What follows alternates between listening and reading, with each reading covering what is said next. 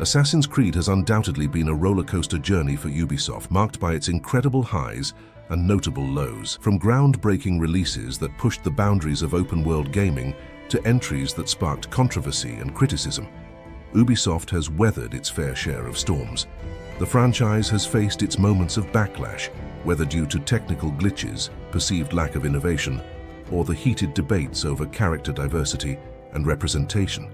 Despite these, the Assassin's Creed games are among the most unique experiences in the gaming world. Ubisoft's bold narrative ambitions, marrying real-world history with a secret war between assassins and Templars, have captivated players' imaginations worldwide. Innovations like the parkour system, social stealth mechanics, and naval combat have frequently set new standards for what players expect from action-adventure titles. Here are 20 fascinating facts about the Assassin's Creed series.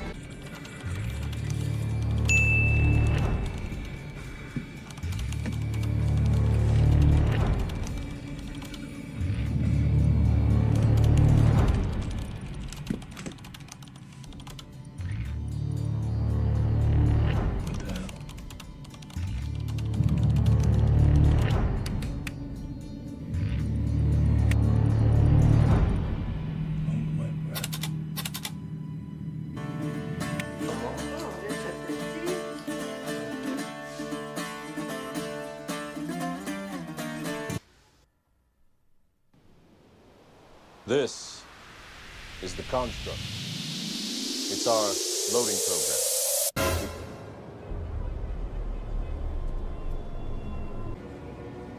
She wouldn't. It's my birthday.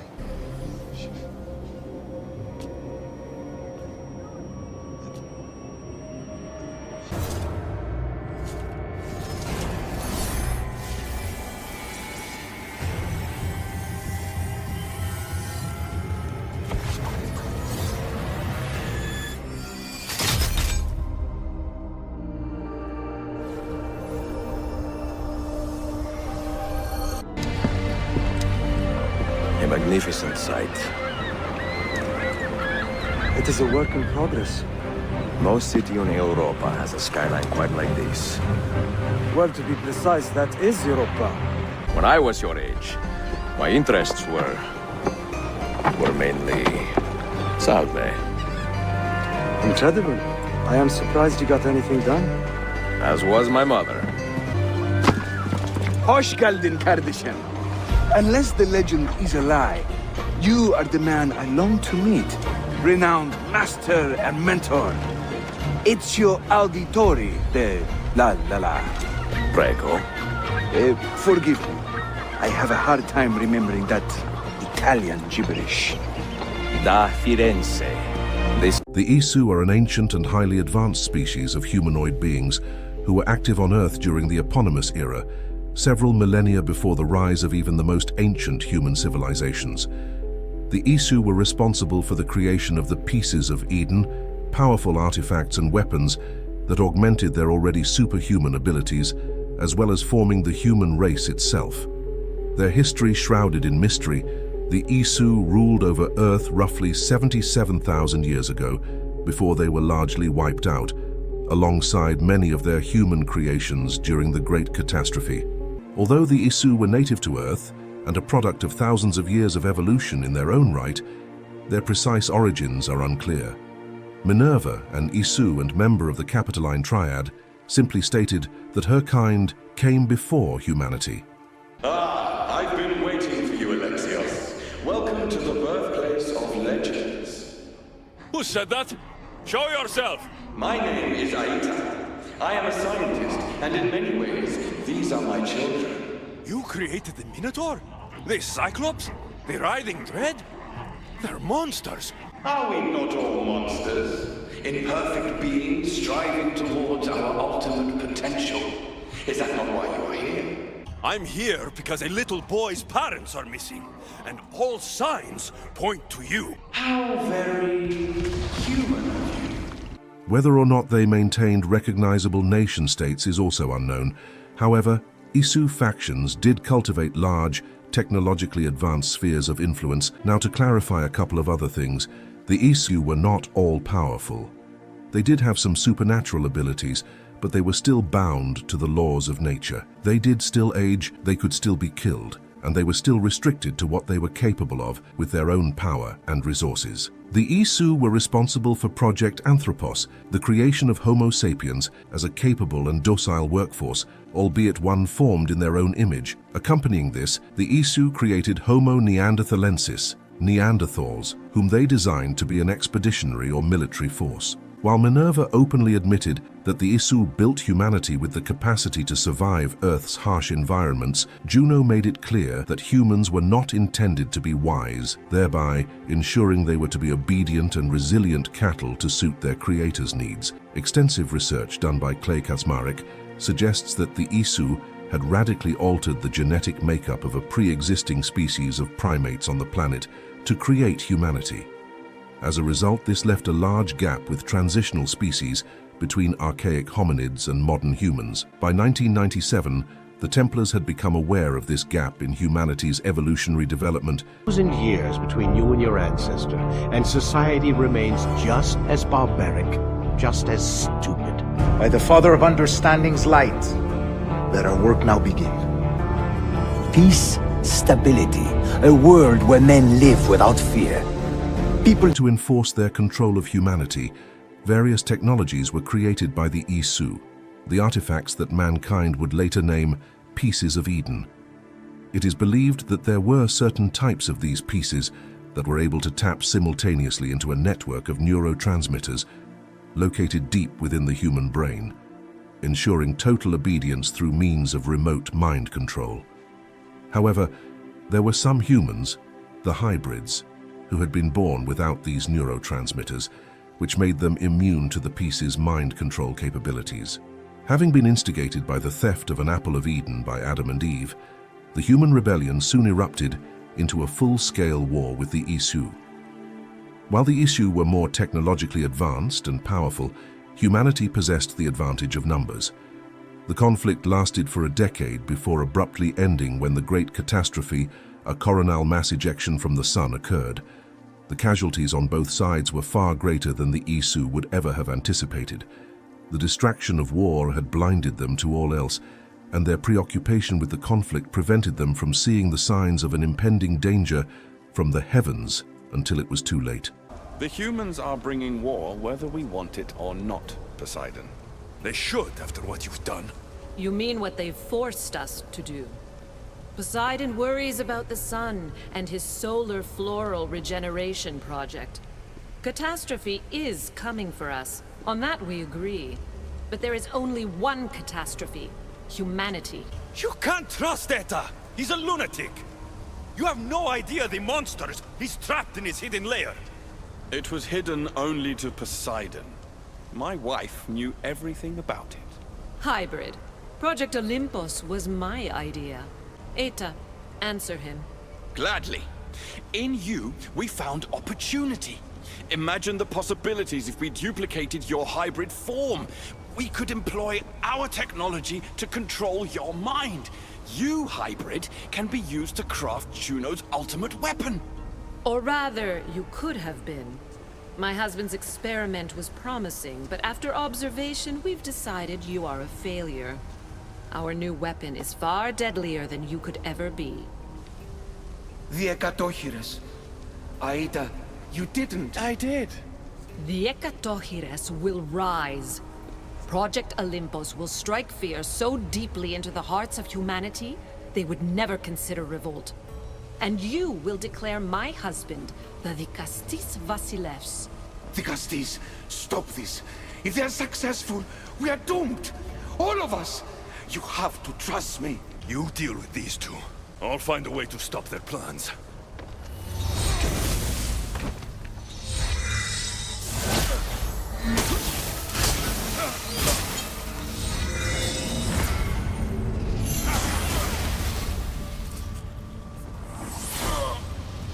It's too late.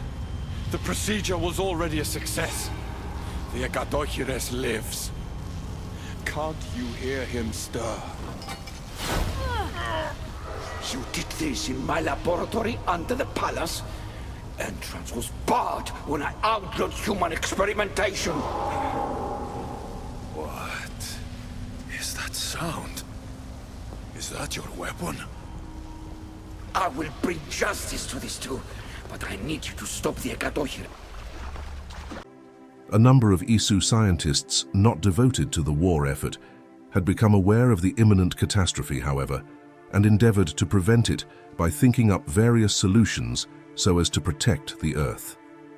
The Capitoline Triad, consisting of Minerva, Juno, and Jupiter, decided to lock themselves away in the Grand Temple for years in order to test a variety of potential solutions, following which they experimented with the most promising results in underground temples spread across the globe.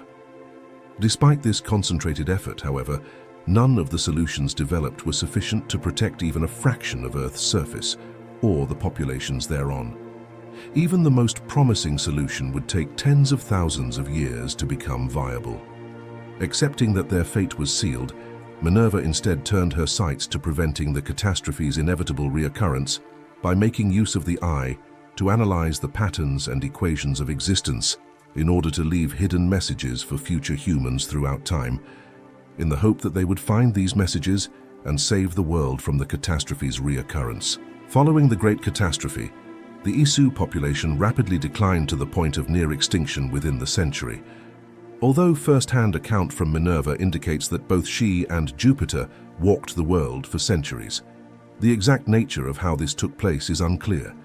Other individual ISU, such as Consus and Aletheia, survived the disaster when their consciousnesses were digitally preserved, while Odin and a select group of Aesir stored their memories within the human gene pool itself, with the hope of eventually being reincarnated among the survivors. But their legacy would live on for thousands of years through myth and legend, becoming the focal point of many human religions, whether polytheistic or monotheistic.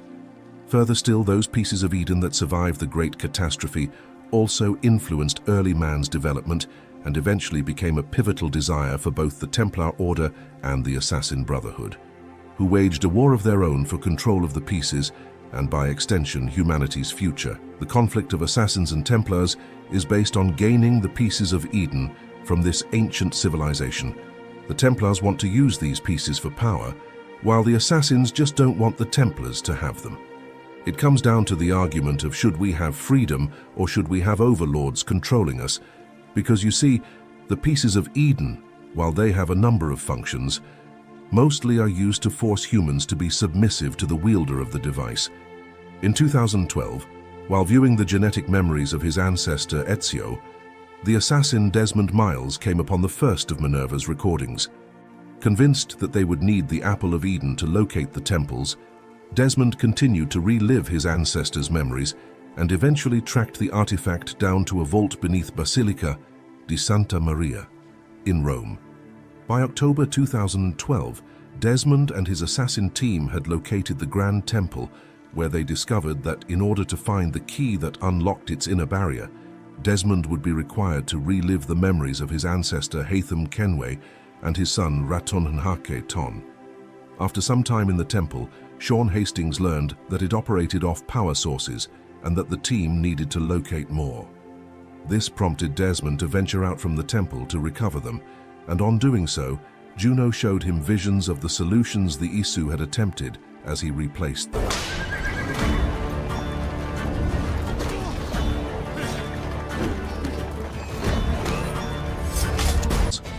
Here are 20 fascinating facts about the Assassin's Creed series that highlight its unique place in the gaming landscape. Assassin's Creed Brotherhood introduced a multiplayer mode to the series, a significant departure from its single-player roots. This mode was highly praised for its unique blend of stealth and competitive gameplay, where players had to blend in with NPCs to assassinate their targets covertly, showcasing Ubisoft's innovation in multiplayer game design. In Assassin's Creed 2, players can find a cameo of the game's creative director, Patrice Desilets, in the form of a character named Patrice. This Easter egg is a nod to one of the minds behind the series, adding a personal touch to the expansive world of the game. Freedom Cry's historical consultant, Ubisoft consulted with historians specializing in the Caribbean and slavery. This was to ensure that the portrayal of slavery and the historical context of the setting were handled with sensitivity and accuracy, reflecting Ubisoft's commitment to respectfully representing historical issues. The music of Assassin's Creed has received widespread acclaim, with composers like Jesper Kyd and Lorne Balfe contributing to the series. The soundtrack for Assassin's Creed 2, in particular, is often highlighted for its emotional depth and ability to enhance the historical atmosphere of the game, becoming iconic within the gaming community. Assassin's Creed holds a Guinness World Record for being the most prolific action-adventure video game series. This achievement underscores the series' significant impact on the gaming industry and its success across multiple entries, each exploring different historical periods and locations, while maintaining the core gameplay mechanics and narrative themes that fans love. The concept of eagle vision in the game was inspired by the idea of sixth sense that elite soldiers or athletes might experience, allowing them to sense danger and make quick decisions. It was creatively adapted into the game as a way for assassins to differentiate allies from enemies and highlight interactive elements. Many characters encountered throughout the Assassin's Creed series are based on real historical figures, including Leonardo da Vinci in Assassin's Creed 2, who assists the protagonist with inventions, and Blackbeard in Assassin's Creed 4, Black Flag, depicted during the golden age of piracy. Architectural accuracy. Ubisoft's commitment to detail extends to the architecture in each game, with buildings and landmarks painstakingly recreated. For Assassin's Creed Unity, Notre Dame Cathedral was modeled so accurately that the data was offered to help with the cathedral's reconstruction after the 2019 fire. The iconic leap of faith performed by assassins when diving from tall structures was inspired by a practice of a Dutch sport that involves jumping great distances with the help of a pole, although the in-game depiction is far more dramatic and stylized. In Assassin's Creed 2, characters speak in regional Italian accents to match the setting's historical and geographical context. Ubisoft has consistently aimed to use authentic languages and accents appropriate to each game's setting to enhance immersion. The iconic hidden blade used by assassins is based on historical designs of concealable weapons, but significantly stylized.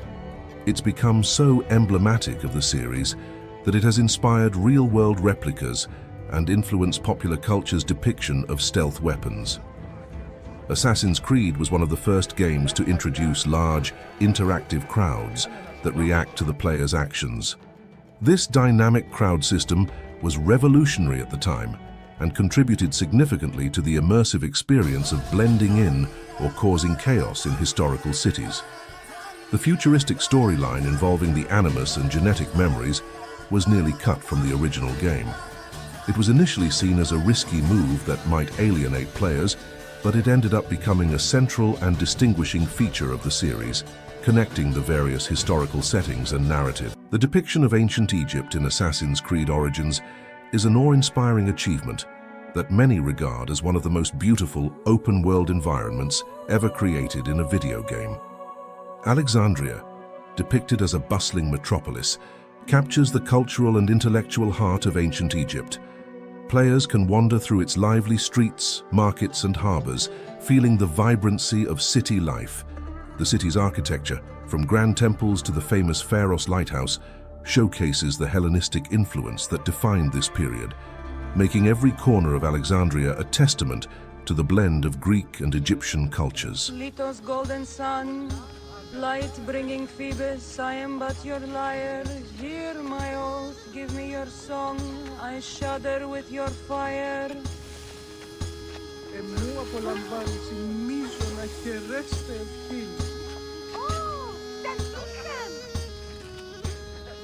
The Library of Alexandria stands out as a symbol of knowledge and wisdom, inviting players to explore its halls filled with scholars and vast scrolls. Although the game takes creative liberties, the essence of the library as a center of learning and cultural exchange is palpably brought to life, underscoring the tragedy of its historical destruction and the loss of ancient knowledge.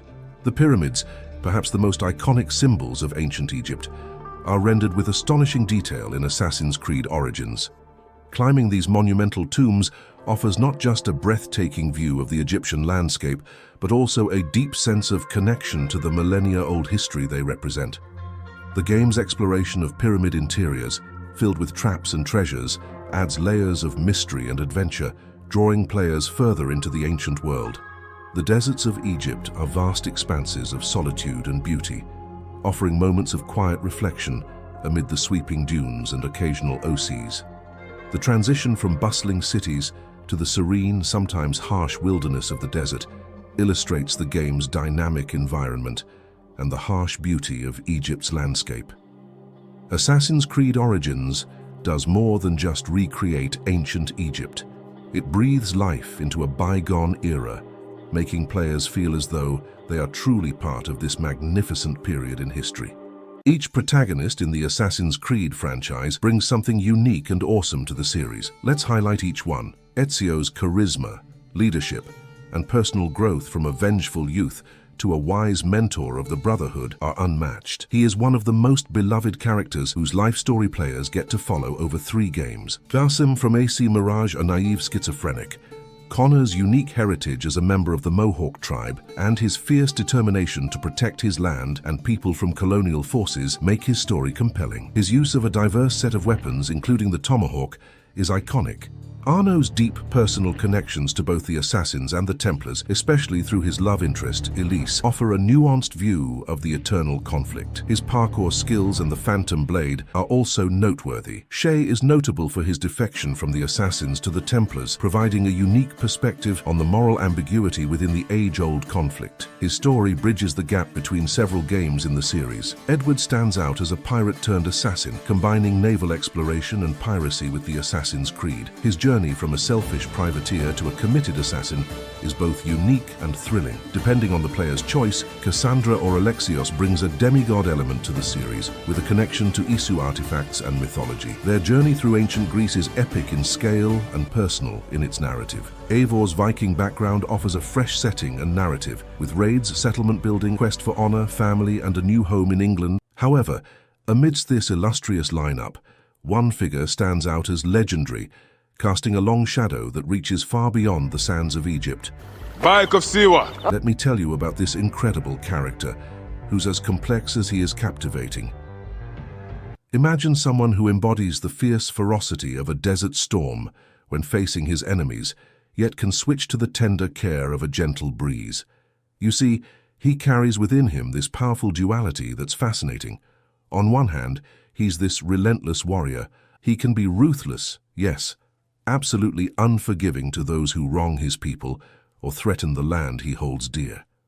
The kind of guy who's decisive in battle, who moves with the lethal grace of a panther.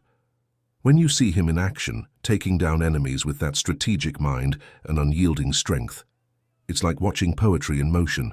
If poetry could, well, dispatch villains with a hidden blade. But then, there's this whole other side to him that catches you by surprise. Bayek's interaction with children reveals a heart as vast as the Nile. There's this warmth to him, a kindness and patience that feels like a safe harbor. He genuinely enjoys their company, listens to their tales with sincere interest, and laughs with them, his face breaking into this brilliant, sun-like smile that could light up the darkest tomb. He respects them, sees them as the future of Egypt, and in doing so, he shows this profound understanding of his role not just as a protector, but as a guide, a mentor. This contrast, my friend, is what makes Bayek such a standout character. Here are some of the memorable moments that define Bayek's character.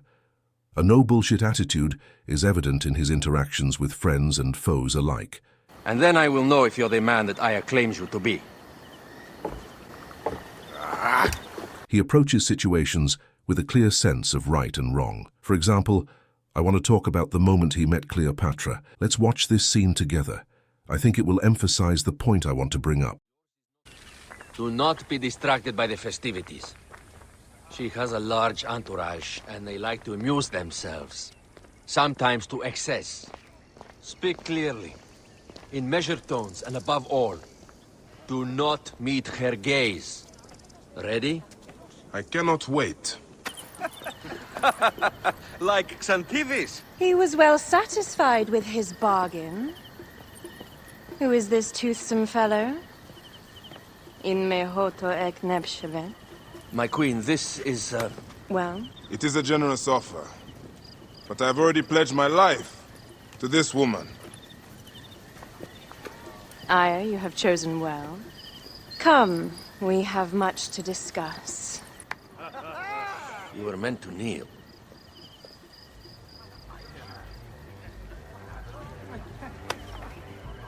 Everyone saw her as a goddess and bowed to her. He probably just saw another human driven by a hunger for power. But she was a means to an end. He aligned himself with her because Aya saw something in her. She convinced Bayek that if they help Cleopatra take back her throne from her brother Ptolemy, she will help them get revenge on the people responsible for their son's death. Spoiler alert. It made their situation worse, but we'll get back to this later. The moment Bayek first uses the iconic hidden blade to assassinate a target is a defining moment for his character and for the series. It symbolizes the birth of the assassin's tactics and principles, as well as the personal cost, as Bayek loses a finger in the process, adhering to the traditions seen in earlier games. The death of Khemu. The game's emotional core is rooted in the tragic death of Bayek's son. The scene is heart-wrenching. Bayek's response to the loss is visceral and outward. He channels his grief into a palpable rage, directing his actions towards those directly responsible for their son's death. No one. Bayek of nothing. Father to nobody!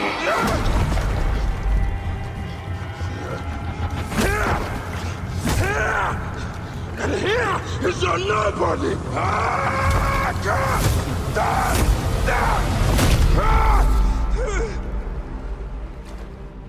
May the Hidden One greet you. This path of vengeance is clear and straightforward, making Bayek's motivations and emotional state transparent to the player.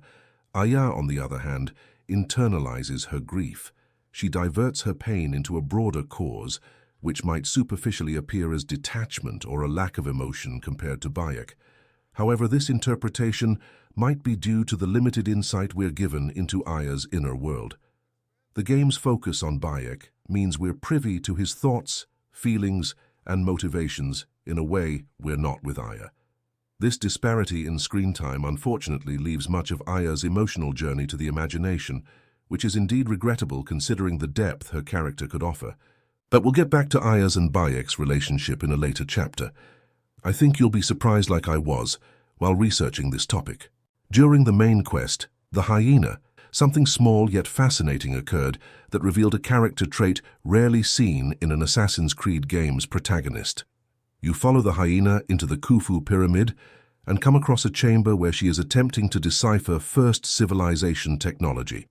While Bayek, upon discovering this, is intrigued by the artifacts, he doesn't pry too much or seem overly curious about how they work. I initially thought this was either a flaw in the writing or a deliberate story element. Later, after he has assassinated her and they are in the memory block having a conversation, she tells him that she is desperate to learn how this technology works and how to use it to bring her daughter back. She is practically screaming about it.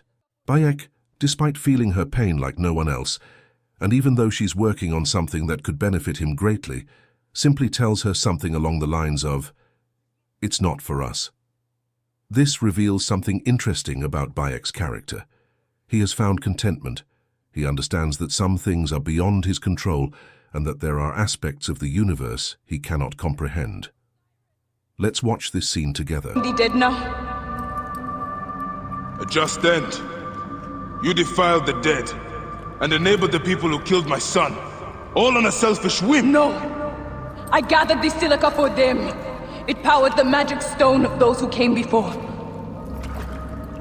You saw it, didn't you? These symbols only needed to be learned. It is not meant for us! It makes no difference now. I wanted to protect my daughter in life and death. I have done neither. Osiris! Please grant me reunion. She walks alone in the field of reeds. Am I to remain in the Duat forever? I just want my daughter back! Please! If that doesn't give you goosebumps, you might need to get some professional help. And it's not just this scene. In my opinion, AC Origins has the best post-assassination conversations in the entire franchise. Now I want to show you the scene that made Origins not only my favorite Assassin's Creed game, but one of my all-time favorite games. Here it is.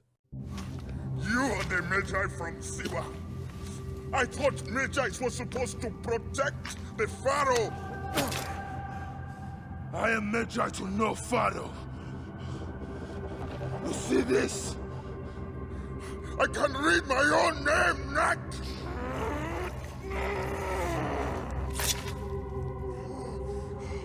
We will find you. We will find you in your sleep! Sleep? I never sleep. I just wait in the shadows, and I will kill you all!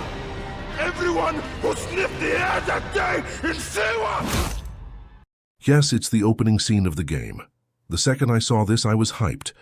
To this day, I believe that this is one of the best opening scenes in gaming history. It sets the tone and shocks you. You're thinking to yourself, is this Bayek? Is this the character I'm playing as? This is the angriest I've seen any assassin protagonist. The opening is masterful. You don't even know why Bayek is so angry.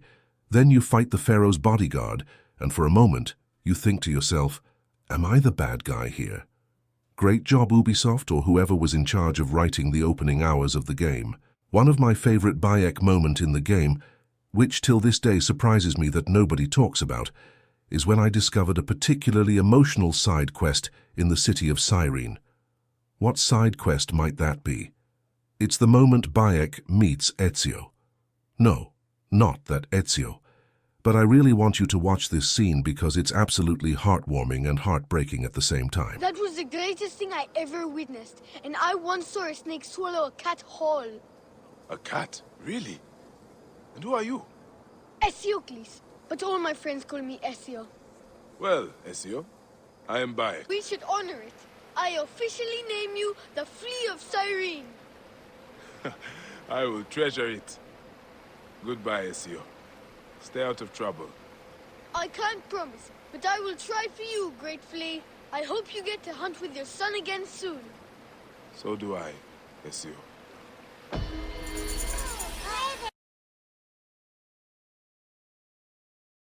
The reunion of Bayek and his wife Aya, after experiencing their personal tragedies, is a powerful moment.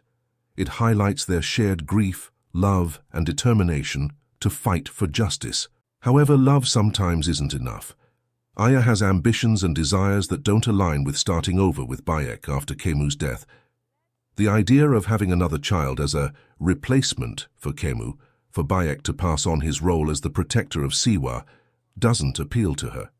I have a deep appreciation for AC Origins and Bayek's character. Bayek is admirable for his integrity, generosity, loyalty, and adherence to the Brotherhood's principles. He seeks justice and protection for Egypt's people and his loved ones, not glory. Conversely, Aya, after a pivotal moment in the game, seems to diverge from the path of avenging their son, becoming preoccupied with gaining Cleopatra's favor and glory. Her alliance with Cleopatra brings trouble for Bayek, a trust that eventually proves to be misplaced. Despite the challenges Aya's choices bring, Bayek remains loyal to her, only for her to leave him eventually. There is also an argument that Aya's decision to adopt the name of a goddess and seek glorification within the Brotherhood contradicts the organization's ethos of remaining hidden. I must express my strong disagreement with the previous viewpoint. I believe Aya's character, much like Bayek's, is deeply consumed by grief. It's crucial to recognize that grief manifests differently in every individual. Bayek's sorrow transforms him from a protector into a relentless avenger, his vision narrowed to his singular goal, oblivious to the broader implications of his quest. Conversely, Aya channels her grief into a strategic dismantling of the forces responsible for her son's death. Not only the direct culprits, but the entire corrupt system that enabled such tragedy. This explains her alliance with Cleopatra and her later identification with Amunet, the Hidden One. Her actions are driven by a desire for immediate change and to lay the groundwork for future systemic reform. Around the end of the game's second act, Bayek and Aya ally with Julius Caesar as a civil war rages between Cleopatra and her brother Ptolemy III. It all comes to a head in a siege of the city of Alexandria, a real historical event, although significantly simplified in the game. As the enemy approaches, Caesar entrusts Bayek with a bag of green gunpowder to be thrown into the brazier of the legendary lighthouse of Alexandria. Put this into the brazier of the Pharos. She will accompany me through the city. I smell war! We will put our queen on the throne. You are the only queen worthy of the throne! Give me the powder. Caesar thinks a woman cannot do this job. Prove Caesar wrong, my love.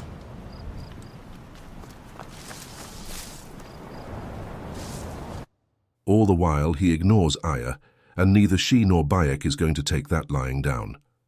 Bayek gives the bag of gunpowder to Aya, and at this point, Aya becomes the playable character for an exciting sequence in which she leaps across the masts of burning ships and scales the massive lighthouse. Meanwhile, watching from a distance, Caesar angrily berates Bayek. Can't believe you trusted a woman to do something of such importance. How are the fleet to receive their orders? Patience, Caesar.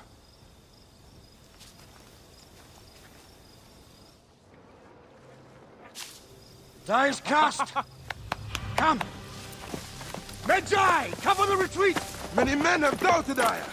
All have found themselves dead by her blade.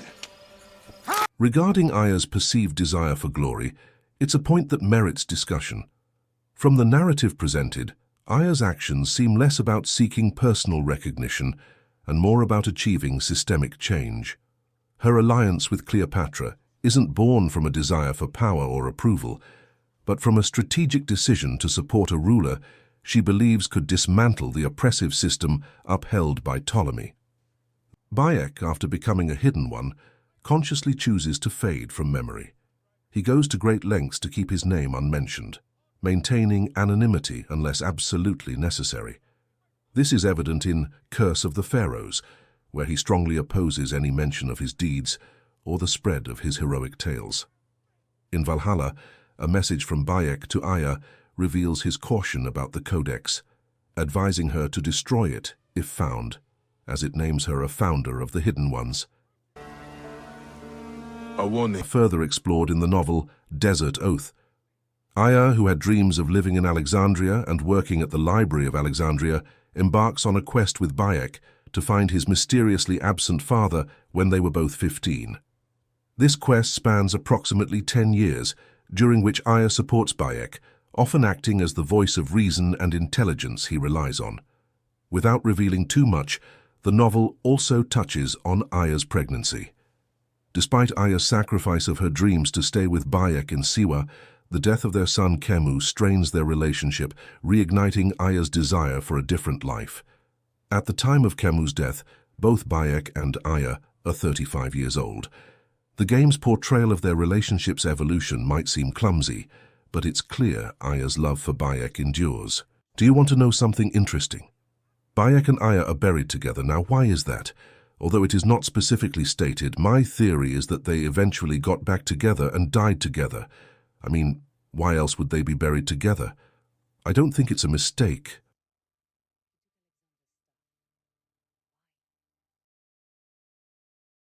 With all my words, I have nothing to say now. Cleopatra has been poisoned by Rome, and we by her treachery. We will burn with Egypt. The Order is stronger now. They have Rome. I will deal with this. Hold on. I was wrong. I am responsible.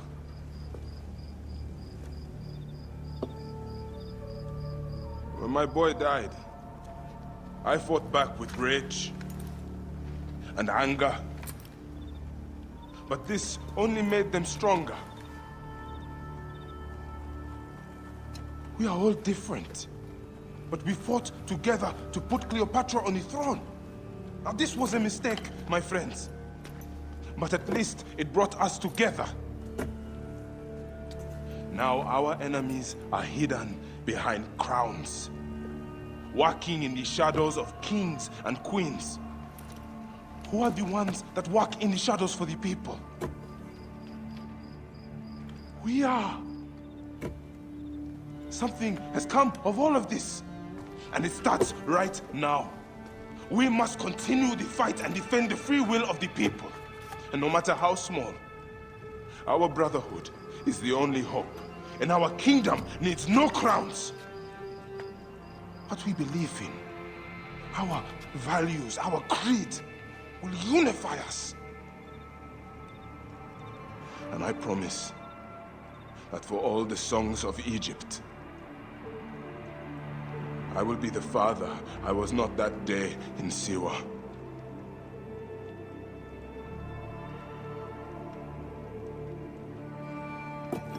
To the Brotherhood.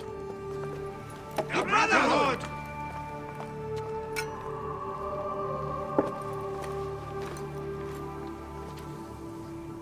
You were right. I trusted the wrong goddess.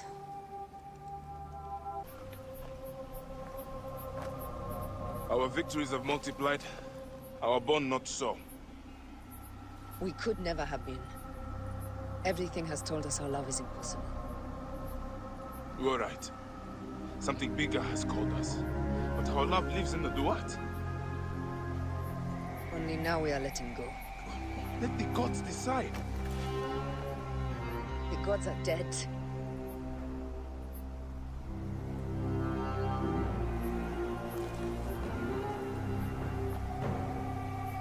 We must sacrifice our personal lives for the greater good. All this darkness was for a reason.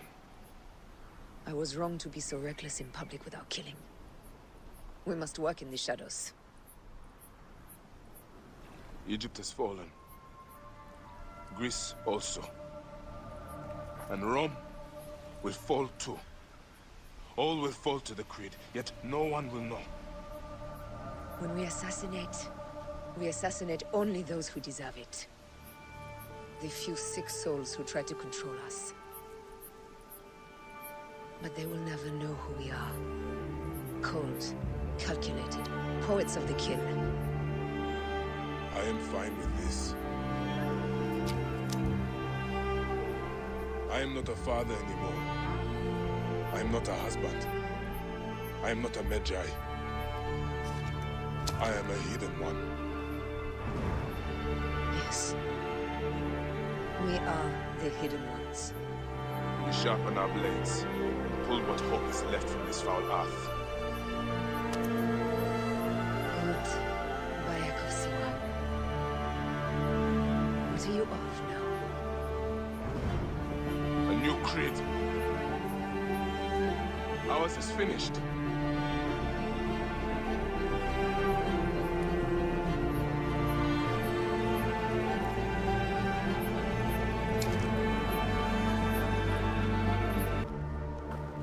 The Lords will have their meal today. Hey, I'll kill you all.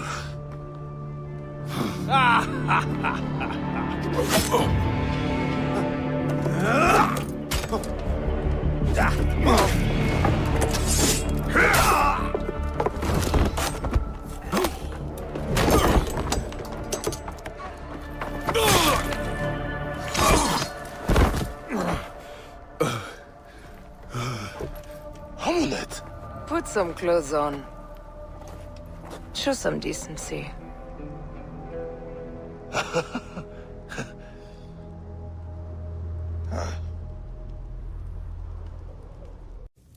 And you attracted too much attention.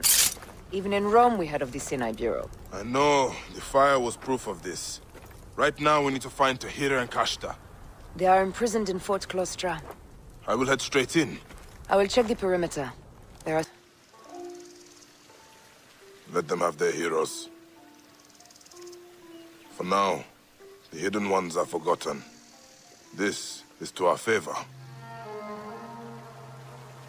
Gamilat's death serves a higher cause. No more senseless martyrs.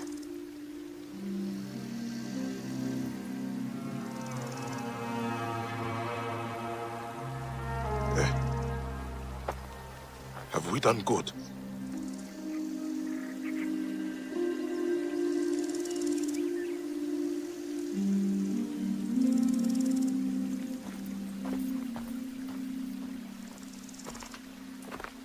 Need to be passed on to those who have taken our oath, so they have a true creed to study.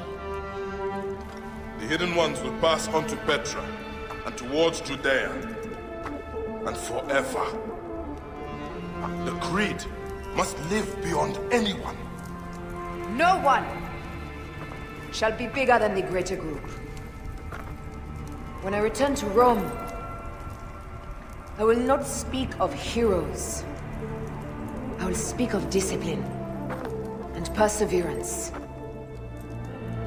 Amunet is a mentor to this brotherhood. Our will never rests. And our blades shall never tire. In ancient tomes and deciphering the secrets of the desert. Together they had a son, in whom they hoped to instill all their skill and knowledge.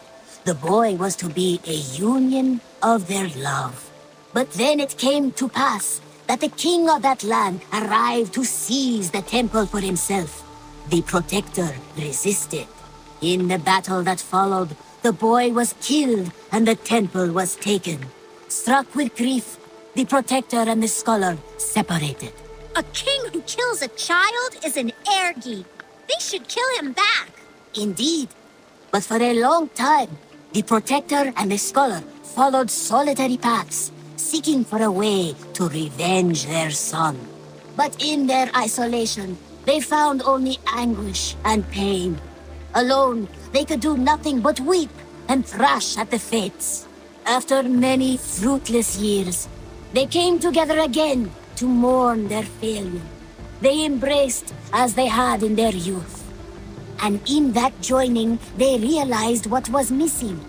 Only the union that had produced their son would lead to their victory. So the protector taught the scholar to fight and ride and seek, while the scholar taught the protector wisdom and deep knowledge. As they trained and studied, they became inseparable, moving, eating, sleeping as one. They were never seen apart, until one day they met upon the river's edge. They had learned all they could, her from him from her. It was here they kissed and separated. She traveled east, he west. They were never seen again.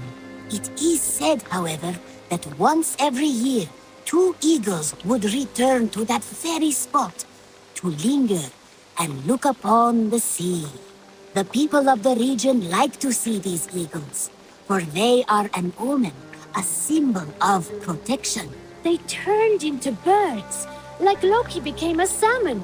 Perhaps. Still, others say that the eagles were their children, born of a love that could never endure. But who is to say for sure? A stirring story. Fanciful, but sincere enough. Me? Fanciful? All of my stories are perfectly and mostly true. How do we fight this kind of ignorance? Our creed is evidence to the contrary. Perhaps I am not wise enough to understand, but I suspect the opposite. That I am too wise to believe such rubbish. With the press of a button, you will experience the most pivotal moments in history.